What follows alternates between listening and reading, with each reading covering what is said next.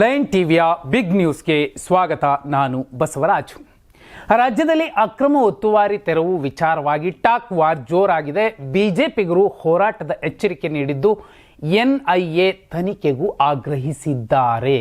ಆದರೆ ಇದೆಲ್ಲ ರಾಜಕೀಯ ಅಂತ ಕಾಂಗ್ರೆಸ್ಸಿಗರು ದೂರಿದ್ದು ಕುರ್ಚಿ ಫೈಟ್ನಲ್ಲಿ ಬ್ಯುಸಿ ಆಗಿದ್ದಾರೆ. ಸಂಕ್ರಾಂತಿ ಬಳಿಕ ಏನಾದರೂ ಬದಲಾವಣೆ ಸಾಧ್ಯತೆ ಇದೆಯಾ? ಬಹುದೊಡ್ಡ ಸ್ಫೋಟಕ ಸುದ್ದಿಯೊಂದಿದೆ. ಏನೆಲ್ಲ ಪ್ರಮುಖ ಸುದ್ದಿಗಳಿದಾವೆ ಅದನ್ನು ಒಂದೊಂದಾಗಿ ನೋಡೋಣ ಬನ್ನಿ. ರಾಜ್ಯದಲ್ಲಿ ಈಗ ಅಕ್ರಮ ಒತ್ತುವರಿ ತೆರವು ವಿಚಾರವಾಗಿ ಜಟಾಪಟಿ ನಡೆಯುತ್ತಿದೆ. ಬೆಂಗಳೂರಿನ ಯಲಹಂಕ ಕೋಗಿಲು ಬಡಾವಣೆಗೆ ಆರ್ ಅಶೋಕ್ ವಿಪಕ್ಷ ನಾಯಕ, ವಿಧಾನ ಪರಿಷತ್ನ ವಿಪಕ್ಷ ನಾಯಕ ಚಲುವಾದಿ ನಾರಾಯಣಸ್ವಾಮಿ, ಮಾಜಿ ಡಿಸಿಎಂ ಹಾಲಿ ಶಾಸಕ ಅಶ್ವಥ್ ನಾರಾಯಣ್ ಒಳಗೊಂಡ ಬಿಜೆಪಿ ನಿಯೋಗ ಭೇಟಿ ಕೊಟ್ಟಿತ್ತು. ಈ ವೇಳೆ ಆಘಾತಕಾರಿ ಮಾಹಿತಿ ಬಹಿರಂಗವಾಗಿದೆ. ಅಲ್ಲಿನ ನಿವಾಸಿಗಳು ಆಂಧ್ರದಿಂದ ಬಂದಿದ್ದೇವೆಂದು ಹೇಳಿದ್ದಾರೆ. ಆದರೆ ತೆಲುಗು ಭಾಷೆಯೂ ಬರ್ತಿಲ್ಲ. 25 ವರ್ಷದಿಂದ ಇಲ್ಲೇ ಇರುವುದಾಗಿ ಹೇಳ್ತಿದ್ದಾರೆ. ಆದರೆ ಕನ್ನಡವೂ ಕೂಡ ಅವ್ರಿಗೆ ಬರ್ತಿಲ್ಲ. ಕರ್ನಾಟಕದಲ್ಲಿದ್ದರೂ ಕೂಡ ಇನ್ನು ಆಧಾರ್ ಕಾರ್ಡ್ ಸಿಕ್ಕಿರುವುದು ಹಲವು ಅನುಮಾನಕ್ಕೆ ಕಾರಣವಾಗಿದೆ. ಇದೇ ಕಾರಣಕ್ಕೋಸ್ಕರನೇ ನೋಡಿ ಬಿಜೆಪಿಗರು ಈಗ ಅವರೆಲ್ಲ ಕೂಡ ಬಾಂಗ್ಲಾದಿಂದ ಬಂದಿದ್ದಾರೆ. 25 ವರ್ಷದಿಂದ ಇಲ್ಲೇ ಇದ್ದಾರೆ. ಅವ್ರ ಹತ್ರ ಆಧಾರ್ ಕಾರ್ಡ್, ವೋಟರ್ ಕಾರ್ಡ್ ಎಲ್ಲ ಇದೆ ಅಂದರೆ ಬರೀ ಕಾಂಗ್ರೆಸ್ನವರೇ 25 ವರ್ಷದಿಂದ ಆಳ್ವಿಕೆ ಮಾಡ್ತಿದ್ದಾರಾ? 2008ರಿಂದ ಲೆಕ್ಕ ಹಾಕೊಂಬಂದರೂ ಕೂಡ ಬಿಜೆಪಿಗರು ಕೂಡ ರಾಜ್ಯವನ್ನು ಆಳಿದ್ದಾರೆ. ಹಾಗಿದ್ರೆ ಅವರು ಇಲ್ಲಿರೋರು ತೆಲುಗು ಮಾತಾಡ್ತಿಲ್ಲ, ತೆಲುಗು ಬರಲ್ಲ, ಅವ್ರು ಆಂಧ್ರದವರು ಅಂದರೆ ಅದರ ಅರ್ಥ ಅವರು ಭಾರತೀಯರೇ ಅಲ್ಲ ಅನ್ನೋ ನಿರ್ಧಾರ ಹೇಗೆ ಮಾಡ್ಲಿಕ್ಕೆ ಸಾಧ್ಯ ಆಗುತ್ತೆ? ಬಿಜೆಪಿಗರು ಮಾಡ್ತಿರೋ ಆರೋಪದಲ್ಲಿ ಎಷ್ಟು ವಾಸ್ತವ ಇದು ಸೆಕೆಂಡ್ರಿ. ಒಂದು ವೇಳೆ ಅಂತ ತಪ್ಪಿದ್ರೆ ಅವರನ್ನು ಖಂಡಿತವಾಗಿ ಹೊರಗಡೆ ಹಾಕುವಂತಹ ಪ್ರಯತ್ನಗಳನ್ನು ಮಾಡಬೇಕು. ಯಾರು ಹೊರಗೆ ಹಾಕಬೇಕಿರುವಂಥದ್ದು? ಯಾರು? ಅಮಿತ್ ಶಾ ಅವರು ಪಶ್ಚಿಮ ಬಂಗಾಳದಲ್ಲಿ ನಿಂತ್ಕೊಂಡು ಮಮತಾ ಬ್ಯಾನರ್ಜಿ ಅವರ ವಿಚಾರವಾಗಿ ಮಾತಾಡ್ತಾ ಹೇಳ್ತಾರೆ ಬಾಂಗ್ಲಾದವ್ರನ್ನ ಅವರೇ ಒಳಗಡೆ ಕರ್ಕತ್ತಿದ್ದಾರೆ ಅಂತ. ಹಾಗಿದ್ರೆ ಭಾರತದ ಪ್ರಧಾನಿ ಅಥವಾ ಭಾರತದ ಕೇಂದ್ರ ಗೃಹ ಸಚಿವ ಮಮತಾ ಬ್ಯಾನರ್ಜಿ ಅಮಿತ್ ಶಾ ಮತ್ತು ಮೋದಿಯವರನ್ನೂ ಮೀರಿದ ಸ್ವಾತಂತ್ರ್ಯ, ಹಕ್ಕುಗಳು, ಸಂವಿಧಾನದ ಅಡಿಯಲ್ಲಿ ಅಧಿಕಾರದ ವ್ಯಾಪ್ತಿ ಮಮತಾ ಬ್ಯಾನರ್ಜಿ ಅವ್ರಿಗಿದೆಯಾ? ಹೊರಗಿನವರು ಯಾರೋ ಒಳನುಸುಳಿಕೊಂಡು ಬರ್ತಿದ್ದಾರೆ, ಅವರು ಕರ್ನಾಟಕಕ್ಕೆ ಬಂದಿದ್ದಾರೆ, ಅದು ಕೋಗಿಲು ಬಡಾವಣೆಯಲ್ಲಿದ್ದಾರೆ ಅನ್ನೋದಾದರೆ ಯಾರ ಲೂಫೋಲ್ ಇದೆ? ಹೌದಪ್ಪ, ಬಾಂಗ್ಲಾದಿಂದ ಬಂದಿದ್ದಾರೆ ಅಂತಲೇ ಇಟ್ಕೊಳ್ಳೋಣ. ಅವರನ್ನು ಒದ್ದು ಹೊರಗಡೆ ಕಳಿಸಬೇಕಾಗುವಂತಹ ಕ್ರಮ ಏನು? ರೀತಿ ನೀತಿಗಳೇನು? ರಾಜಕಾರಣ ಮಾಡಲೇಬೇಕು ಅನ್ನೋ ಕಾರಣಕ್ಕೋಸ್ಕರ, ಯಾಕಂದರೆ ಅವರು ಕೇರಳದವರು, ಕರ್ನಾಟಕದವರು, ತಮಿಳುನಾಡಿನವರು ಗೊತ್ತಿಲ್ಲ. ಆದರೆ ಅವರು ಭಾರತೀಯರೇ ಅಲ್ಲ ಅನ್ನುವಂತಹ ನಿರ್ಧಾರಕ್ಕೆ ಶರ ಬರೆಯುವಂತಹ ಒಂದು ಅಧಿಕಾರವನ್ನು ರಾಜ್ಯದ ವಿಧಾನಸಭೆಯ ಹಾಲಿ ವಿಪಕ್ಷ ನಾಯಕರಿಗೆ, ವಿಧಾನ ಪರಿಷತ್ನ ವಿಪಕ್ಷ ನಾಯಕರಿಗೆ ಕೊಟ್ಟವರು ಯಾರು? ಎರಡನೇ ಸುದ್ದಿ, ಕೋಗಿಲು ಬಡಾವಣೆಯಲ್ಲಿ ತೆರವಾದ ಮನೆಗಳ ನಿವಾಸಿಗಳ ಪೌರತ್ವದ ಬಗ್ಗೆ ಗಂಭೀರ ಪ್ರಶ್ನೆಗಳನ್ನು ಬಿಜೆಪಿಗರು ಎತ್ತಿದ್ದಾರೆ. ಗೂಗಲ್ ಮ್ಯಾಪ್ನಲ್ಲಿ 1 ವರ್ಷದ ಹಿಂದೆ ಈ ಜಾಗದಲ್ಲಿ ಮನೆಗಳಿರಲಿಲ್ಲ, ಈಗ ಮನೆಗಳಿವೆ, ಇವರೆಲ್ಲ ಬಂದು 6 ತಿಂಗಳಾಗಿಲ್ಲ, ಇವರಿಗೆಲ್ಲ ವಿದ್ಯುತ್ ಸಂಪರ್ಕ ಕೊಟ್ಟಿದ್ದು ಹೇಗೆ ಎಂದು ಆರ್ ಅಶೋಕ್ ಅವರು ಪ್ರಶ್ನಿಸಿದ್ದಾರೆ. ಸುಮಾರು 600 ಕೋಟಿ ರೂಪಾಯಿ ಮೌಲ್ಯದ ಜಮೀನನ್ನು ಬಾಂಗ್ಲಾದೇಶದವರಿಗೆ ಸಿದ್ದರಾಮಯ್ಯ ಅವರ ಸರ್ಕಾರ ನೀಡಲು ಹೊರಟಿದೆ. ಬೆಂಗಳೂರನ್ನ ಸಿದ್ದರಾಮಯ್ಯ ಅವರು ಮಿನಿ ಬಾಂಗ್ಲಾದೇಶವನ್ನಾಗಿ ಮಾಡುವ ಪ್ರಯತ್ನ ಮಾಡ್ತಿದ್ದಾರೆ ಅಂತಲೂ ಕೂಡ ಕಿಡಿಗಾರಿದ್ದಾರೆ. ಈ ಪ್ರಕರಣವನ್ನು ಎನ್ಐಎಗೆ ಒಪ್ಪಿಸಿ ಮೂಲ ದಾಖಲೆಗಳನ್ನು ಪರಿಶೀಲಿಸಬೇಕು ಎಂದು ಚಲುವಾದಿ ನಾರಾಯಣಸ್ವಾಮಿ ಅವರು ಆಗ್ರಹಿಸಿದ್ದಾರೆ. ಎನ್ಐಎ ವ್ಯಾಪ್ತಿಗೆ ಯಾವ ಮೆರಿಟ್ನಲ್ಲಿ ಈ ಪ್ರಕರಣವನ್ನು ಕೊಡಬಹುದು ಅನ್ನೋದನ್ನು ರಾಜಕೀಯವಾಗಿ ಮತ್ತು ಭೌತಿಕವಾಗಿ ಒಂಚೂರು ಓದ್ಕೊಂಡು ತಿಳ್ಕೊಂಡಿದ್ರೆ ಈ ಹೇಳಿಕೆಯನ್ನು ಅಥವಾ ಈ ಒಂದು ಮಾತನ್ನು ಆಡಬಹುದಿತ್ತು. ಆದರೆ ಒಂದು ಮೆರಿಟ್ ಅಂತ ಇರುತ್ತೆ, ಎನ್ಐಎ ಮೆರಿಟ್ ಅಂತ ಇರುತ್ತೆ. ಎಂತಹ ಪ್ರಕರಣಗಳು? ದೇಶದ್ರೋಹದ ಪ್ರಕರಣ ಅಥವಾ ತುಂಬ ಇದಾವೆ. ಹಾಗೆ ನೋಡಿದ್ರೆ ಒಂದು 8 ಪಾಯಿಂಟ್ಸ್ ಸಿಗತ್ತೆ. ಆದರೆ ಇಲ್ಲಿ ಯಾರು ಬಾಂಗ್ಲಾದವರು? ಇಷ್ಟು ದಿನ ಯಾಕಿದ್ರು? ಹೇಗೆ ಬಂದರು ಭಾರತದೊಳಕ್ಕೆ? ಆಯಿತು, 6 ತಿಂಗಳಲ್ಲೇ ಬಂದಿದೆ. 6 ತಿಂಗಳಿಂದ ದೇಶವನ್ನು ಆಳ್ತಿರುವಂಥವ್ರು ಯಾರು? ರಾಜಕಾರಣ ಮಾಡಲೇಬೇಕು ಅಥವಾ ಈಗಿನ ಸರ್ಕಾರವನ್ನು ತೆಗಳಲೇಬೇಕು, ಅವರನ್ನು ಇಕ್ಕಟ್ಟಿಗೆ ಸಿಲುಕಿಸಲೇಬೇಕು ಅನ್ನೋದಾದ್ರೆ ಹೇಗೆ ಬೇಕಾದ್ರೂ ಮಾತಾಡ್ಕೋಬೋದು, ಅವರಿಷ್ಟ, ಹಂಗಾರ ಮಾತಾಡ್ಕೊಳ್ಳಿ. ಬೆಂಗಳೂರಲ್ಲಿರೋ 40% ಎಲ್ಲ ಬಾಂಗ್ಲಾದವರು ಅಂತಲೇ ಹೇಳಿಕೆ ಕೊಡಲಿ. ಅರೆ, ಒಂದು ಕ್ರಮ ಇರುತ್ತೆ. ಕೊನೆಗೆ ನೀವೇನೇ ಮಾಡಿ ಸಾಕ್ಷ್ಯಾಧಾರಗಳನ್ನು ಒದಗಿಸ್ಬೇಕಲ್ವಾ? ಸಂವಿಧಾನ ನಾನು ಭಾರತೀಯ ಅಂತ ಹೇಳ್ಕೊಳ್ಳೋದಕ್ಕೆ ನನಗೇ ಆದಂತಹ ಹಕ್ಕು ಮತ್ತು ವಿಧಿಗಳನ್ನು ವರದ ರೂಪದಲ್ಲಿ ನೀಡಿರುತ್ತೆ. ಪಾಪ ಅಶೋಕ್ ಅವರು ಮತ್ತು ಛಲವಾದಿ ನಾರಾಯಣ ಸ್ವಾಮಿ ಅವರು ಹೇಳಿಕೆಗಳನ್ನು ಕೊಟ್ಟಿದ್ದಾರೆ. ಗೊತ್ತಿಲ್ಲ, ಅವ್ರ ಹತ್ರ ಸಾಕ್ಷ್ಯಗಳು ಇದ್ದಿರಬಹುದು. ಅಲ್ಲಿರೋರೆಲ್ಲರೂ ಕೂಡ ಬಾಂಗ್ಲಾದವರೇ. ಅದು 6 ತಿಂಗಳಿಂದ ಇಂಥ ಡೇಟು ಇಂಥ ಗಂಟೆಗೇನೆ ಅವರು ಗಡಿ ದಾಟಿ ಒಳಗೆ ಬಂದರು, ಇಲ್ಲಿ ತನಕ ಬಂದುಬಿಟ್ಟಿದ್ದಾರೆ ಟ್ರೈನಲ್ಲಿ ಅನ್ನುವಂತಹ ಮಾಹಿತಿಗಳು ಇದ್ದಿರಬಹುದು. NIAಗೆ ಅದೆಲ್ಲ ಕೊಟ್ಟು ಇದೊಂದು ಕೇಸ್ ತಗೊಳ್ಳಿ ಅಂತ ಇವರೇ ಕೊಡಬೇಕು. ಮೋದಿ ಅವ್ರ ಮುಂದೆ ಇವರೇ, ಹೌದು ಕರೆಕ್ಟು, ಮೋದಿ ಅವ್ರಿಗೆ ಇವರೇ ಒತ್ತಾಯಿಸಬಹುದಲ್ಲ. ಕರ್ನಾಟಕದಲ್ಲಿರೋರು, ಅದರಲ್ಲೂ ಕೋಗಿಲ್ ಲೇಔಟಲ್ಲಿರೋರೆಲ್ಲ ಬಾಂಗ್ಲಾದವರು, ನಮ್ಮ ಹತ್ರ ಸಾಕ್ಷಿ ಇದೆ, ಹೊರಗಡೆ ಹಾಕಿ ಅಂತ ಇವರೇ ಮುಂದೆ ನಿಂತ್ಕೊಂಡು ಮಾಡಿಸಬಹುದು. ಅಲ್ಲ, ದೀದಿ ಅವ್ರ ವಿಚಾರದಲ್ಲೂ ಇದನ್ನೇ ಹೇಳ್ತಾರೆ. ರಾಜದ್ರೋಹದ, ದೇಶದ್ರೋಹದ ಕೆಲಸವನ್ನ, ಅಂದರೆ ಈಗ ಬಾಂಗ್ಲಾದೇಶದವ್ರನ್ನ ಒಳಗೆ ಕರೆಸ್ಕೊಂಡು ವೋಟ್ ಬ್ಯಾಂಕ್ಗೋಸ್ಕರ ಉರಿಸ್ಕೊಂಡಿದ್ದಾರೆ ಅನ್ನೋದಾದ್ರೆ ಸೂಕ್ತ ದಾಖಲೆಗಳನ್ನು ಒದಗಿಸಿ ಆ ಹೆಣ್ಣು ಮಗಳನ್ನ ಆ CM ಸ್ಥಾನದಿಂದ ಕೆಳಗಿಳಿಸಿ ಆಕೆಯನ್ನು ಜೈಲ್ಗಟ್ಟಿಸುವಂತಹ ಎಲ್ಲ ಅಧಿಕಾರದ ವ್ಯಾಪ್ತಿ ಕೇಂದ್ರ ಗೃಹ ಸಚಿವರಿಗಿಲ್ವಾ? ಈ ದೇಶವನ್ನು ಆಳ್ತಿರುವಂತಹ ಪ್ರಧಾನಿ ಮೋದಿಯವರಿಗೆ, ಕೇಂದ್ರ ಗೃಹ ಸಚಿವರಿಗಿಲ್ವಾ? ದೀದಿಗೆ ಅನ್ವಯಿಸೋದು ಸಿದ್ದರಾಮಯ್ಯ ಅವ್ರಿಗೂ ಅನ್ವಯಿಸುತ್ತೆ. ಕರ್ಕೊಂಬಂದು ಯಾಕಪ್ಪ ನೀನು ಬಾಂಗ್ಲಾದೇಶದವ್ರಿಗೆ ಇಲ್ಲಿ ಕೂರಿಸಿದ್ಯಾ ಪ್ರಶ್ನೆ ಮಾಡುವಂತಹ ಎಲ್ಲ ಅಧಿಕಾರ ಇದೆ. ಸಾಕ್ಷ್ಯಾಧಾರಗಳನ್ನು ಒದಗಿಸಿ ಅವ್ರನ್ನೂ CM ಸ್ಥಾನದಿಂದ ಇಳಿಸ್ಬಿಡ್ಲಿ, ಜೈಲಿಗೆ ಕಳಿಸ್ಲಿ. ಲಾಜಿಕಲಿ ನೋಡಿದ್ರೆ ಈ ಹೇಳಿಕೆಗಳು. 3ನೇ ಸುದ್ದಿ, ಬಿಜೆಪಿಗರ ಹೋರಾಟಕ್ಕೆ JDS ಕೂಡ ಕೈ ಜೋಡಿಸಿದೆ. ಬೆಂಗಳೂರಿನಲ್ಲಿ ಸುದ್ದಿಗೋಷ್ಠಿ ನಡೆಸಿದ್ದು JDS ನಾಯಕ ಕೃಷ್ಣಾರೆಡ್ಡಿ ತೀವ್ರ ವಾಗ್ದಾಳಿ ನಡೆಸಿದ್ದಾರೆ.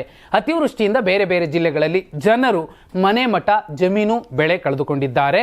ಆ ಕಡೆ ತಿರುಗಿಯೂ ನೋಡಿಯೇ ಇಲ್ಲ. ಆದರೆ ದಿಲ್ಲಿಯಿಂದ ಸೂಪರ್ CM ಒಬ್ರು ಸೂಚನೆ ಕೊಟ್ಟರು. ಬಳಿಕ ತರಾತುರಿಯಲ್ಲಿ ಮನೆಗಳನ್ನು ಕೊಡುವುದಾಗಿ ತೀರ್ಮಾನ ಮಾಡಿದ್ದಾರೆ. ಕೊಟ್ಟಿಲ್ಲ. ಅಲ್ಲಿ ಕೇರಳ, ಪಾಕಿಸ್ತಾನ, ಬಾಂಗ್ಲಾ ಮುಸಲ್ಮಾನರಿದ್ದಾರೋ ಗೊತ್ತಿಲ್ಲ.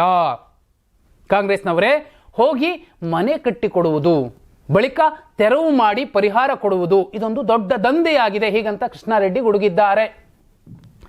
ಕೋಗಿಲು ಲೇಔಟ್ ವ್ಯಾಪ್ತಿಯಲ್ಲಿ ಬಾಂಗ್ಲಾದವರು, ಪಾಕಿಸ್ತಾನದವರು, ಅಲ್ಲಿಂದ ಇಲ್ಲಿಂದ ಬಂದಿರೋ ಮುಸಲ್ಮಾನರಿದ್ದಾರೆ ಅಂತ ಹೇಳ್ತಿರುವಂಥವ್ರು ಯಾರು? ಜಾತ್ಯತೀತ ಜನತಾದಳದಿಂದ ಗೆದ್ದು ಶಾಸಕರಾಗುವಂಥವ್ರು ಆಗಿದ್ದಂಥವರು ಕೃಷ್ಣಾರೆಡ್ಡಿ ಅವರು. ಈಗಲೂ ಕೂಡ ಅವರು ಹೇಳ್ತಿರೋದೇನು? ಮುಸ್ಲಿಮರು ಇದ್ದಿರಬಹುದು, ಕೇರಳದಿಂದ ಬಂದಿರೋರೋ, ಪಾಕಿಸ್ತಾನದಿಂದ ಬಂದಿರೋರೋ, ಬಾಂಗ್ಲಾದವರು ಮುಸ್ಲಿಮರು ಇದ್ದಿರಬಹುದು. ಅದರ ಅರ್ಥ ಪಾಕಿಸ್ತಾನದ ಮುಸ್ಲಿಮರು, ಬಾಂಗ್ಲಾದೇಶದ ಮುಸ್ಲಿಮರು ಮತ್ತು ಕೇರಳದ ಮುಸ್ಲಿಮರು ಒಂದೇ ಅನ್ನೋದಾದರೆ, ಸಂವಿಧಾನದತ್ತವಾಗಿ ಇವರು ಪ್ರಜೆಗಳಿಂದ ಆಯ್ಕೆಯಾಗುವ ಎಲ್ಲ ಅರ್ಹತೆಗಳನ್ನು ಉಳಿಸ್ಕೊಂಡಿದ್ದಾರಾ? ಕೇರಳದವರನ್ನೂ ಕೂಡ ಪಾಕಿಸ್ತಾನದವ್ರ ಜೊತೆಲಿ ಮತ್ತು ಬಾಂಗ್ಲಾದೇಶದವರ ಜೊತೆಲಿ ಹೋಲಿಕೆ ಮಾಡ್ತಿದ್ದಾರೆ ಅನ್ನೋದಾದರೆ, ಈ ದೇಶದ ಸಾರ್ವಭೌಮತೆಯನ್ನ, ಅಖಂಡತೆಯನ್ನ ಎತ್ತಿ ಹಿಡಿತೀನಿ ಅಂತ ಶಪಥ ಮಾಡುವಂಥವ್ರು, ಪ್ರಮಾಣ ಸ್ವೀಕರಿಸುವಂಥವ್ರು ಇವತ್ತು ಅಲ್ಲಿರುವ ಕೇರಳದವರನ್ನೂ ಕೂಡ ದೇಶದವರೇ ಅಲ್ಲ ಅಂತ ಹೇಳ್ತಿದ್ದಾರೆ. ಆ ರೀತಿ ತಾಕೀತು ಮಾಡ್ತಿದ್ದಾರೆ ಅಥವಾ ಆ ರೀತಿ ಅವರು ಬೊಟ್ಟು ಮಾಡಿ ತೋರಿಸ್ತಿದ್ದಾರೆ ಅಂದರೆ ಕೇರಳ ಏನಾಗಬೇಕು? ಅದು ನಮ್ಮ ದೇಶದ ಒಂದು ಅವಿಭಾಜ್ಯ ಅಂಗ ಅಲ್ವಾ? ಮತ್ತೆ ಸರ್ಕಾರ ಕೂಡ ಅಲ್ಲಿ ಮನೆ ಕಟ್ಟಿಸ್ಕೊಡ್ತೀನಿ ಅಂತ ಹೇಳುವ ಸಂದರ್ಭದಲ್ಲಿ ಕನ್ನಡಿಗರಾಗಿದ್ದರೆ ಮಾತ್ರ ಕಟ್ಟಿಸ್ಕೊಡ್ತೀವಿ ಅಂತ ವಸತಿ ಸಚಿವರೇ ಹೇಳಿದ್ದಾರೆ. ಆ ಆದೇಶ ಪ್ರತಿನೇ ಬಂದಿಲ್ಲ. ಫಸ್ಟ್ ಆಫ್ ಆಲ್ ಅರೆ ರಾಜಕಾರಣ ಮಾತಾಡಬೇಕು ಅನ್ನೋ ಕಾರಣಕ್ಕೋಸ್ಕರ ಬಾಯಿಗೆ ಬಂದಂತೆ ಒಂದು ಅಖಂಡತೆ, ದೇಶದ ಅಖಂಡತೆ ಮತ್ತು ಸಾರ್ವಭೌಮತೆಯನ್ನು ಅದಕ್ಕೆ ಭಂಗ ತರುವಂತಹ ಹೇಳಿಕೆಗಳನ್ನು ಕೊಡೋದು ಅಂದರೆ ಏನರ್ಥ? 4ನೇ ಸುದ್ದಿ, ಒತ್ತುವರಿ ತೆರವು ಸಂತ್ರಸ್ತರ ವಿಚಾರವಾಗಿ ಬಿಜೆಪಿಗರ ಆರೋಪಗಳಿಗೆ ಗೃಹ ಸಚಿವ ಡಾಕ್ಟರ್ ಜಿ ಪರಮೇಶ್ವರ್ ಟಾಂಗ್ ಕೊಟ್ಟಿದ್ದಾರೆ. ಮನೆ ಪರಿಹಾರ ಕೊಡುವಾಗ ನಾವು ವೆರಿಫೈ ಮಾಡಲ್ವಾ? ಬಾಂಗ್ಲಾದವರು ಇದ್ರೆ ಅವರನ್ನ ತಕ್ಷಣವೇ ಕಳಿಸಿಕೊಡ್ತೇವೆ. ಕ್ರಿಮಿನಲ್ ಚಟುವಟಿಕೆಗಳಲ್ಲಿ ಭಾಗಿಯಾಗಿದ್ರೆ ಅರೆಸ್ಟ್ ಮಾಡ್ತೀವಿ. ಅಶೋಕ್ ಗೃಹ ಸಚಿವರಾಗಿ ಇದ್ದವರು. ಎಸ್, ಇದೆಲ್ಲ ಅವರಿಗೆ ಗೊತ್ತಿದೆ. ರಾಜಕೀಯ ಕಾರಣಕ್ಕಾಗಿ ಹೀಗೆ ಮಾತಾಡ್ತಿದ್ದಾರೆ. GBA-ನವರು ಲಿಸ್ಟ್ ತಯಾರು ಮಾಡ್ತಿದ್ದಾರೆ, ಅದನ್ನು ವೆರಿಫೈ ಮಾಡಿ ಕ್ರಮ ಕೈಗೊಳ್ತೇವೆ. ಅನಧಿಕೃತವಾಗಿ ಕರ್ನಾಟಕದಲ್ಲಿ ಇರೋರನ್ನ ತಕ್ಷಣವೇ ಕಳಿಸಿಕೊಡುವ ವ್ಯವಸ್ಥೆ ಮಾಡ್ತೀವಿ ಅಂತ ಡಾಕ್ಟರ್ ಜಿ ಪರಮೇಶ್ವರ್ ಅವರು ಕ್ಲಾರಿಟಿ ಕೊಟ್ಟಿದ್ದಾರೆ. ಇದು ಕ್ರಮ. ಒಂದು ವೆರಿಫೈ ಮಾಡ್ಕೋತಾರೆ, ತಪ್ಪಿದ್ರೆ ಕಳಿಸ್ಕೊಡ್ತಾರೆ.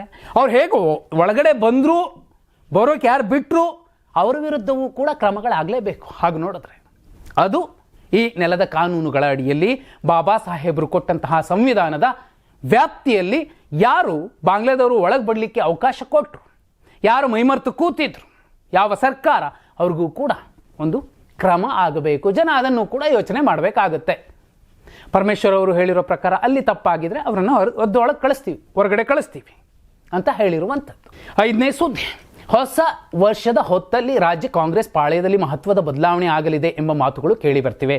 ಸಂಕ್ರಾಂತಿ ವೇಳೆಗೆ ಕುರ್ಚಿ ಕದನ ಮತ್ತಷ್ಟು ರಂಗು ಪಡೆಯುವ ಸಾಧ್ಯತೆ ಇದೆ. ಇಷ್ಟು ದಿನ ಪರೋಕ್ಷವಾಗಿ ಫೈಟ್ ಮಾಡ್ತಿದ್ದಂತಹ ಸಿದ್ದರಾಮಯ್ಯ, ಡಿ ಕೆ ಶಿವಕುಮಾರ್ ಈಗ ನೇರವಾಗಿಯೇ ಫೀಲ್ಡ್ಗಿಳಿದು ಕೊನೆಯ ಅಸ್ತ್ರಗಳನ್ನು ಪ್ರಯೋಗಿಸ್ತಿದ್ದಾರೆ. ಈ ಮಧ್ಯೆ ಸಂಪುಟ ಸೇರುವ ಕಾಲ ಬಂದಿದೆ. ಎಂಥ ಆಕಾಂಕ್ಷಿಗಳು ಫುಲ್ ಖುಷಿಯಲ್ಲಿದ್ದಾರೆ ಅನ್ನುವಂತಹ ಸುಳಿವು ಕೂಡ ಸಿಕ್ಕಿರುವಂಥದ್ದು.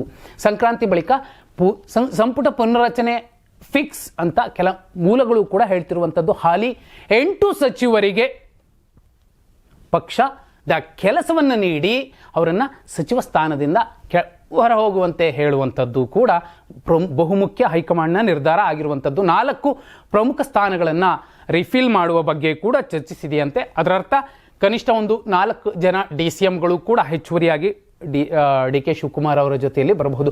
ಆ 8 ಸಚಿವರು ಯಾರಿರಬಹುದು ನೋಡಿ. ಬಹುಪಾಲು ಇತ್ತೀಚೆಗೆ ಗಂಭೀರ ಆರೋಪಗಳು, ವಿವಾದಗಳನ್ನು ಸೃಷ್ಟಿಸಿಕೊಂಡಂತಹ ಯಾರೆಲ್ಲ ಇದ್ದಾರೆ, ಅದು ಲಕ್ಷ್ಮೀ ಹೆಬ್ಬಾಳ್ಕರ್ ಅವರಿರಬಹುದು.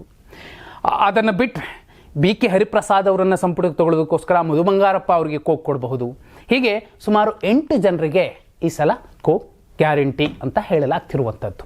6ನೇ ಸುದ್ದಿ, ಕೇರಳ ಪ್ರವಾಸದಲ್ಲಿರುವ CM ಸಿದ್ದರಾಮಯ್ಯ ಅಲ್ಲಿನ ಮುಖ್ಯಮಂತ್ರಿ ಪಿಣರಾಯಿ ವಿಜಯನ್ ಅವರನ್ನು ಭೇಟಿಯಾಗಿದ್ದಾರೆ. ತಿರುವನಂತಪುರದ ವರ್ಕಳದಲ್ಲಿ ಶಿವಗಿರಿ ಮಠದ ಕಾರ್ಯಕ್ರಮದಲ್ಲಿ CM ಸಿದ್ದರಾಮಯ್ಯ ಮಠಾಧೀಶರಾದ ಬ್ರಹ್ಮಶ್ರೀ ಸಚ್ಚಿದಾನಂದ ಸ್ವಾಮೀಜಿ, AICCಯ ಪ್ರಧಾನ ಕಾರ್ಯದರ್ಶಿ KC ವೇಣುಗೋಪಾಲ್ ಕೂಡ ಒಂದೇ ಕಾರ್ಯಕ್ರಮದಲ್ಲಿ ಒಂದೇ ವೇದಿಕೆಯಲ್ಲಿ ಕಾಣಿಸಿಕೊಂಡಿದ್ದರು. ಇದೇ ಕಾರ್ಯಕ್ರಮದಲ್ಲಿ ಪಿಣರಾಯಿ ವಿಜಯನ್ ಕೂಡ ಭಾಗಿಯಾಗಿದ್ದರು. ಪಿಣರಾಯಿ ವಿಜಯನ್ ಜೊತೆ ವೇದಿಕೆ ಹಂಚಿಕೊಂಡ ಸಿದ್ದರಾಮಯ್ಯ ಅವರು ಒಂದಷ್ಟು ಮಾತುಕತೆ ನಡೆಸಿದ್ದಾರೆ. ಈ ಕುರಿತು ಟ್ವೀಟ್ ಮೂಲಕ ಮಾಹಿತಿ ಹಂಚಿಕೊಂಡಿದ್ದಾರೆ. ಸಿದ್ದರಾಮಯ್ಯ ಅವರ ಈ ನಡೆ ವಿಪಕ್ಷಗಳ ಟೀಕೆಗೆ ಕಾರಣವಾಗಿದೆ. ನೋಡಿ, ಇಲ್ಲಿ ಟೀಕೆ ಮಾಡುವಂಥದ್ದೇನಿದೆ, ನೆರೆಯ ರಾಜ್ಯದ ಮುಖ್ಯಮಂತ್ರಿ ಅವರು ಇಲ್ಲೊಂದು ಸಮಸ್ಯೆ ಆಗಿದೆ. ಒತ್ತುವರಿ ಮಾಡಿದವರನ್ನ, ಅಂದರೆ ತಪ್ಪು ಮಾಡಿದವರನ್ನ, ಅಂದರೆ ಕಬ್ಜಾ ಮಾಡಿದವರನ್ನ ಕ್ಲಿಯರ್ ಮಾಡಿಸಿದ್ದಾರೆ. ಅದು ಬುಲ್ಡೋಜರ್ ನೀತಿನೋ JCB ನೀತಿನೋ ಸೆಕೆಂಡ್ರಿ. ತಪ್ಪಿಗೆ ಒಂದು ಕ್ರಮ ಅಂತ ಇರುತ್ತೆ, ಆ ಕ್ರಮನ ಅವ್ರು ಮಾಡಿದ್ದಾರೆ. ಕೇರಳದಲ್ಲಿದ್ದರೂ ಕೂಡ ಅದನ್ನು ಮಾಡಬೇಕು, ಕೇರಳದ CM ಮಾಡಬೇಕು. ಆದರೆ ಕೇರಳದ ಮುಖ್ಯಮಂತ್ರಿಯನ್ನು ಪಾಕಿಸ್ತಾನದ ಮುಖ್ಯಮಂತ್ರಿ ಅನ್ನೋ ರೀತಿಯಲ್ಲಿ ಪ್ರೊಜೆಕ್ಟ್ ಮಾಡುವಂಥದ್ದು, ವಿಪಕ್ಷಗಳು ಈ ನೆಲದ ಸಂವಿಧಾನವನ್ನು ಗೌರವಿಸ್ತಿದವ, ಇಲ್ಲಾಂದರೆ ಸಂವಿಧಾನವೇ ಬೇಕಿಲ್ಲ ಅನ್ನೋ ಮೆಸೇಜ್ ಕೊಡ್ತಿದ್ದಾರ? ಯಾಕಂದರೆ ವಿಪಕ್ಷಗಳು ಟೀಕೆ ಮಾಡುವಂಥದ್ದೇನಿದೆ ನೋಡಿ, ಅವರು ಕೂಡ ಯಾವ ಕಾರ್ಯಕ್ರಮಕ್ಕೂ, ನಾರಾಯಣ ಗುರುಗಳ ಕಾರ್ಯಕ್ರಮ, ನಾರಾಯಣ ಗುರುಗಳು ಹೇಳಿದ್ದೇನು, ಈ ಥರ ಧರ್ಮದ ಹೆಸರಲ್ಲಿ ಕಿತ್ತಾಡಿ, ಜಾತಿ ಹೆಸರಲ್ಲಿ ಕಿತ್ತಾಡಿ ಅಂತನ, ಅಥವಾ ಬೇರೆ ಧರ್ಮದವರಿಗೆ ಕಲ್ಲೊಡಿರಿ ಅಂತನ? ಅದು ಯಾವುದೂ ಅಲ್ಲ. ಒಂದೇ ಧರ್ಮ, ಒಂದೇ ಮತ, ಒಂದೇ ದೇವರು ಅಂತ ಹೇಳಿದಂತಹ ಮಹಾನ್ ಮಾನವತಾವಾದಿ ನಾರಾಯಣ ಗುರುಗಳು. ಅಂತಹ ನಾರಾಯಣ ಗುರುಗಳನ್ನು ಆರಾಧಿಸುವ ಆ ಆರಾಧನಾ ಕ್ರಮದಿಂದ ಬೆಳೆದಂತಹ ಒಬ್ಬ ನಾಯಕ, ಈಡಿಗ ಸಮಾಜದ ನಾಯಕ ಪಿಣರಾಯಿ ವಿಜಯನ್ ಅವರು, ಕುರುಬ ಸಮಾಜದ, ಕನಕದಾಸರ ಸಮಾಜದ ನಾಯಕ ಸಿದ್ದರಾಮಯ್ಯ ಅವರು. ಆ ಇಬ್ಬರೂ ಕೂಡ ಒಟ್ಟಿಗೆ ನಿಂತಿದ್ದಾರೆ ಅಂದರೆ ಅದಕ್ಕೂ ಕೂಡ ಉರ್ಕೊಂಡು ಬೀಳೋದು ಅಂದರೆ ಏನರ್ಥ? ಇಬ್ಬರು ಹೇಳಿದ್ದೇನು, ಇಬ್ಬರು ಪಾಲಿಸ್ತಿದ್ದಾರೆ ಒಟ್ಟಿಗೆ. ನೋಡಿ, ಹಾಗೆ ನೋಡಿದ್ರೆ ಅಲ್ಲಿ ಸಚ್ಚಿದಾನಂದ ಸ್ವಾಮೀಜಿಗಳು ಆಶೀರ್ವಾದ ಮಾಡ್ತಿರ್ತಾರೆ ಸಿದ್ದರಾಮಯ್ಯವರು. ಒಂದು ಫೋಟೋ ವೈರಲ್ ಆಗಿದೆ. ಇನ್ನೂ ಸಿದ್ದರಾಮಯ್ಯ ಅವರು ಪಿಣರಾಯಿ ವಿಜಯನ್ ಅವ್ರ ಹತ್ರ ಬರಬೇಕು ಪ್ರೋಟೋಕಾಲ್ ಪ್ರಕಾರ. ಅದಕ್ಕೂ ಮುಂಚೆನೇ ಪಿಣರಾಯಿ ವಿಜಯನ್ ಅವರು ಎದ್ದು ನಿಂತ್ಕೊಂಡು ಸಿದ್ದರಾಮಯ್ಯ ಅವರಿಗೆ ಗೌರವ ಸೂಚಿಸಿ ನಮಸ್ಕಾರ ಮಾಡ್ತಾರೆ. ಅದು ಆ ಇಬ್ಬರು ಸಮಾಜವಾದಿ ನಾಯಕರ ಒಳಗೆ ಮತ್ತು ಹೊರಗೆ ಇರಬಹುದಾದಂಥ ಒಂದು ಶಿಸ್ತು, ಸಂಸ್ಕಾರ, ಪ್ರೋಟೋಕಾಲ್. ಆದರೆ ಇದನ್ನೂ ಕೂಡ ವಿರೋಧಿಸ್ತೀವಿ, ಟೀಕೆ ಮಾಡ್ತೀವಿ ಅಂದರೆ ಏನಂತ ಟೀಕೆ ಮಾಡ್ತೀರಿ? ಪಿಣರಾಯಿ ವಿಜಯನ್ ಪಾಕಿಸ್ತಾನದ CM ಅಂತನಾ? ಸಂವಿಧಾನವನ್ನೂ ನಾವು ಓದ್ಕೊಳ್ಳಲಿಲ್ಲ, ಆದರೂ ನಾವು ಶಾಸಕರಾಗ್ತೀವಿ ಅಂದರೆ ಇಂಥವರನ್ನು ನಾವಿನ್ನೂ ಆಯ್ಕೆ ಮಾಡ್ತಿದ್ದೀವಿ ಅನ್ನೋದಾದರೆ ನಮ್ಮ ಮನಸ್ಥಿತಿ ಎಂಥದ್ದು ಅನ್ನೋದು ಕೂಡ ನಾವು ಯೋಚನೆ ಮಾಡ್ಕೋಬೇಕಾಗತ್ತೆ. 7ನೇ ಸುದ್ದಿ, ಇನ್ನೊಂದೇ ಒಂದು ವಾರದಲ್ಲಿ ದೇವರಾಜ್ ಅರಸು ಅವರ ದಾಖಲೆಯನ್ನು CM ಸಿದ್ದರಾಮಯ್ಯ ಬ್ರೇಕ್ ಮಾಡಲಿದ್ದಾರೆ. ಜನವರಿ 6ರಂದು ರಾಜ್ಯದಲ್ಲಿ ಸುದೀರ್ಘ ಅವಧಿಗೆ ಆಡಳಿತ ನಡೆಸಿದ ಮುಖ್ಯಮಂತ್ರಿ ಎಂಬ ಹೆಗ್ಗಳಿಕೆಗೆ ಸಿದ್ದರಾಮಯ್ಯ ಅವರು ಪಾತ್ರರಾಗಲಿದ್ದಾರೆ. ಇದೇ ಖುಷಿಗೆ ಸಿದ್ದರಾಮಯ್ಯ ಅವರ ಅಭಿಮಾನಿಗಳು, ಅಹಿಂದ ಅಭಿಮಾನಿಗಳು ನಾಟಿ ಕೋಳಿ ಔತಣಕೂಟಕ್ಕೆ ಭರ್ಜರಿ ಸಿದ್ಧತೆಯನ್ನು ಏರ್ಪಡಿಸಿರುವಂಥದ್ದು, ತೊಡಗಿರುವಂಥದ್ದು. ಜನವರಿ 6ರಂದು ನೆಲಮಂಗಲದ ಭಕ್ತನ ಪಾಳ್ಯದಲ್ಲಿ ನಾಟಿ ಕೋಳಿ ಔತಣಕೂಟ ನಡೆಯಲಿದ್ದು, ನಾಟಿ ಕೋಳಿ ಸಾಂಬಾರ್, ಮುದ್ದೆ, ಕಾಳುಗೊಜ್ಜು, ರೈಸ್ ಪಲಾವ್ ಮತ್ತು ಸಿಹಿ ತಿಂಡಿ ನೀಡಲು ತೀರ್ಮಾನಿಸಲಾಗಿದೆ. 5ರಿಂದ 10,000 ಜನರು ಸೇರುವ ನಿರೀಕ್ಷೆ ಇದೆ. ದೇವರಾಜ್ ಅರಸು ಅವರು ಒಟ್ಟು ಈ 2792 ದಿನಗಳ ಅಂದರೆ ಸುಮಾರು 7.6 ವರ್ಷಗಳ ಕಾಲ ಅಧಿಕಾರದಲ್ಲಿದ್ದರೂ ಸಿದ್ದರಾಮಯ್ಯ ಅವರು ಆ ದಾಖಲೆಯನ್ನು ಮುರಿಯುತ್ತಿದ್ದಾರೆ. ಸಿದ್ದರಾಮಯ್ಯ ಅವರು ದಿನಗಳ ಲೆಕ್ಕದಲ್ಲಿ ದೇವರಾಜ್ ಅರಸು ಅವರ ದಾಖಲೆಯನ್ನು ಮುರಿಯೋದೊಂದು ಕಡೆ ಇರಲಿ, ದೇವರಾಜ್ ಅರಸು ಅವರು ಹಾವನೂರು ವರದಿಯನ್ನು ತಂದರು. ಇವತ್ತಿಗೂ ಕೂಡ ದೇವರಾಜ್ ಅರಸು ಅಂದರೆ ಹಿಂದುಳಿದವರು ಕೈ ಎತ್ತಿ ಮುಗಿತಾರೆ. ಯಾಕಂದರೆ ಅವರು ಹಿಂದುಳಿದವರ ಬೈಬಲನ್ನು ಕೊಡಿಸಿದ್ರು, ಹಾವನೂರು ವರದಿಯನ್ನು. ಸಿದ್ದರಾಮಯ್ಯ ಅವರು ಕಾಂತರಾಜು ವರದಿಯನ್ನಾದರೂ ಅವರ ಅವಧಿಯಲ್ಲಿ ಸ್ವೀಕರಿಸಬೇಕು. ಆಗ ದೇವರಾಜ ಅರಸು ಅವರ ಒಂದು ದಾಖಲೆಯನ್ನು, ದಿನಗಳ ದಾಖಲೆಯನ್ನು ಬ್ರೇಕ್ ಮಾಡಿದ್ದಕ್ಕೂ ಸಾರ್ಥಕ ಆಗತ್ತೆ.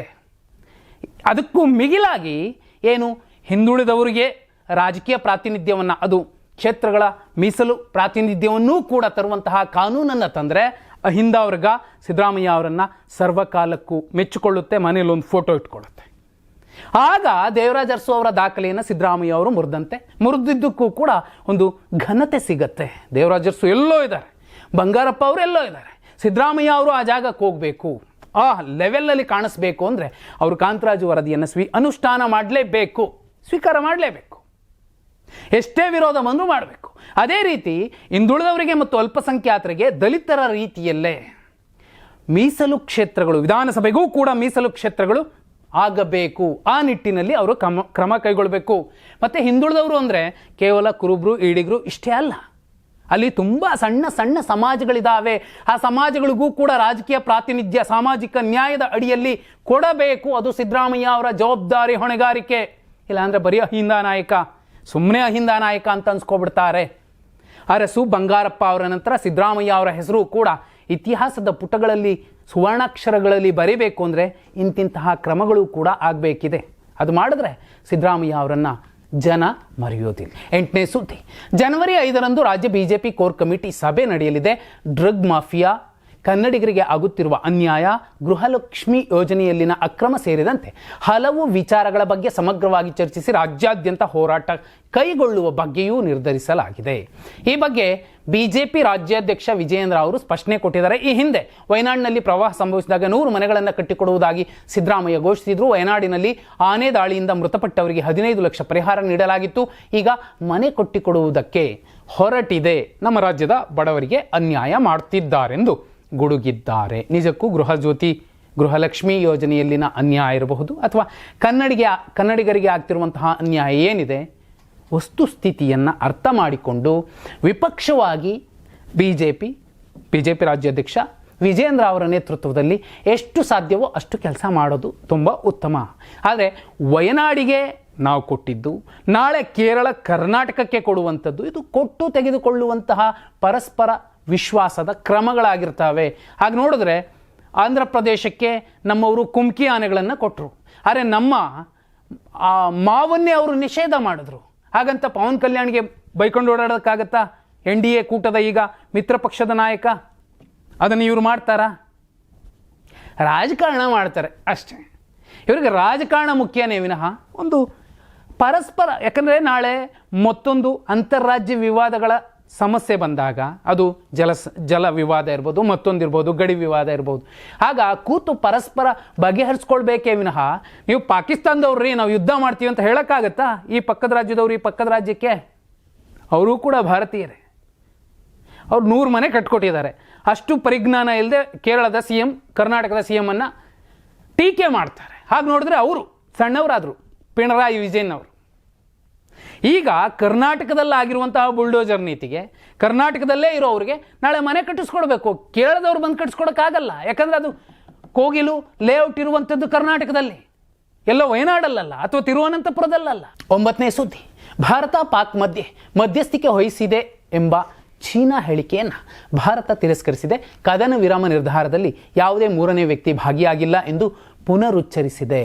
ಈ ಕುರಿತು ವಿದೇಶಾಂಗ ಇಲಾಖೆ ಪ್ರತಿಕ್ರಿಯಿಸಿದ್ದು, ಮಧ್ಯಸ್ಥಿಕೆ ಬಗ್ಗೆ ನಮ್ಮ ನಿಲುವು ಯಾವಾಗಲೂ ಸ್ಪಷ್ಟವಾಗಿದೆ. ಆಪರೇಷನ್ ಸಿಂಧೂರ್ ನಂತರ ಯಾವುದೇ ಮಧ್ಯಸ್ಥಿಕೆ ನಡೆದಿಲ್ಲ ಎಂದು ಹೇಳಿದೆ. ನಾವು ಈಗಾಗಲೇ ಅಂತಹ ಹೇಳಿಕೆ ನಿರಾಕರಿಸಿದ್ದೇವೆ. ದ್ವಿಪಕ್ಷೀಯ ವಿಷಯಗಳಲ್ಲಿ 3ನೇ ವ್ಯಕ್ತಿಯ ಯಾವುದೇ ಪಾತ್ರವಿಲ್ಲ.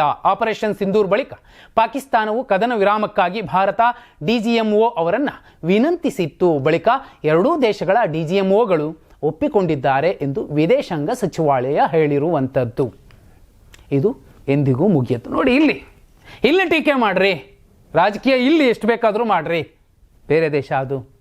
ಆ ರಾಜ್ಯದೊಳಗೆ ನಾವು ರಾಜಕಾರಣ ಮಾಡ್ತೀವಿ, ರಾಜ್ಯಗಳ ಮಧ್ಯೆ ದ್ವೇಷವನ್ನು ಹಚ್ಚುತ್ತೀವಿ, ಅಥವಾ ದೇಶದ ಬೆಂಕಿಯನ್ನು ತಾಕಿಸ್ತೀವಿ, ಏನು ಸಾಧಿಸ್ತೀವಿ? ದೇಶದ ಅಖಂಡತೆ ಮತ್ತು ಸಾರ್ವಭೌಮತ್ವಕ್ಕೆ ಧಕ್ಕೆ ಬರೋದಿಲ್ವಾ? 10ನೇ ಸುದ್ದಿ, ಅಶ್ಲೀಲ ಕಮೆಂಟ್ ಹಾಗೂ ಮೆಸೇಜ್ ಮಾಡಿದವರ ವಿರುದ್ಧ ದರ್ಶನ್ ಪತ್ನಿ ವಿಜಯಲಕ್ಷ್ಮಿ ದೂರು ನೀಡಿದ್ರು. ಇಂದು ಕಮಿಷನರ್ ಸೀಮಂತ್ ಕುಮಾರ್ ಸಿಂಗ್ ಭೇಟಿ ಬಳಿಕ ಮಾಡಿರುವಂತಹ ಪೋಸ್ಟ್ನಲ್ಲಿ ಅಸಮಾಧಾನ ಹೊರಹಾಕಿದ್ದಾರೆ. ಪೊಲೀಸರು ಕ್ರಮ ತೆಗೆದುಕೊಂಡಿಲ್ಲ, ನಮ್ಮ ದೂರನ್ನು ನಿರ್ಲಕ್ಷಿಸಲಾಗಿದೆ ಎಂದು ಆರೋಪಿಸಿದ್ದಾರೆ. ಈ ಬಗ್ಗೆ ಬೆಂಗಳೂರು ಪೊಲೀಸ್ ಆಯುಕ್ತ ಸೀಮಂತ್ ಕುಮಾರ್ ಪ್ರತಿಕ್ರಿಯಿಸಿದ್ದು, ವಿಜಯಲಕ್ಷ್ಮಿ ಅವರ ಆರೋಪ ಸುಳ್ಳು ಎಂದಿದ್ದಾರೆ. ನಾವು ಕಾನೂನಿನ ಪ್ರಕಾರ ಕ್ರಮ ಕೈಗೊಳ್ಳುತ್ತೇವೆ.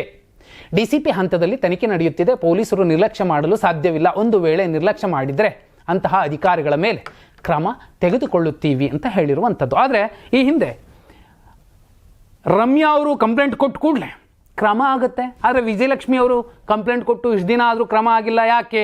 ಇದನ್ನೇ ಅವರು ಟ್ವೀಟ್ ಮಾಡಿದ್ದಾರೆ ಪರೋಕ್ಷವಾಗಿ. ಬೇರೆಯವರು ಕೊಟ್ಟಾಗ ಬೇಗ ಮಾಡ್ತೀರಿ, ನಮ್ಮನ್ನು ಯಾಕೆ ಈ ರೀತಿ ಕಡೆಗಣಿಸ್ತೀರಿ?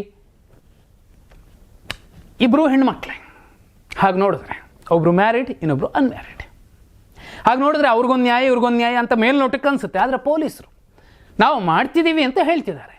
ಎಲ್ಲೋ ಒಂದು ಕಡೆ ಇಲ್ಲಿ ಯಾರ ಮೇಲೆ ಆರೋಪ ಬಂದಿದೆ ಅವರ ಪ್ರಭಾವ ಕೂಡ ಇದ್ದಿರಬಹುದು, ಇಲ್ಲ ಅಂತಲ್ಲ. ಆದಾಗ್ಯೂ ಹೆಣ್ಣು ಮಕ್ಕಳೋಗಿ ನ್ಯಾಯ ಕೇಳಿದಾಗ ಆ ನ್ಯಾಯ ಕೊಡಿಸುವಂತಹ ಪ್ರಯತ್ನಗಳಾಗಬೇಕು. ಇಲ್ಲಾಂದರೆ ಏನಕ್ಕೆ ಒಂದು ನ್ಯಾಯಾಂಗ ವ್ಯವಸ್ಥೆಯಲ್ಲಿ ಈ ಹೆಣ್ಣು ಮಕ್ಕಳ ಪ್ರಕರಣಗಳಿಗೇನೆ ತೀವ್ರವಾಗಿ ವೇಗವಾಗಿ ನ್ಯಾಯ ಸಿಗಲಿ ಅಂತ ಸ್ಪೆಷಲ್ ಕೋರ್ಟ್ಗಳನ್ನು ಕ್ರಿಯೇಟ್ ಮಾಡ್ತಾರೆ, ರೂಪಿಸ್ತಾರೆ. ಇದು ಇವತ್ತಿನ ಪ್ರಮುಖ ಸುದ್ದಿಗಳಾಗಿತ್ತು. ನಾಳೆ ಕೂಡ ಪ್ರಮುಖ ಸುದ್ದಿಗಳನ್ನು ಸರಳವಾಗಿ ಸಮಗ್ರವಾಗಿ ಹೇಳುವಂತಹ ಪ್ರಯತ್ನ ಮಾಡ್ತೀವಿ. ಧನ್ಯವಾದ. ಶುಭರಾತ್ರಿ. ಎಲ್ರಿಗೂ ಕೂಡ ಅಡ್ವಾನ್ಸ್ ಹ್ಯಾಪಿ ನ್ಯೂ ಇಯರ್.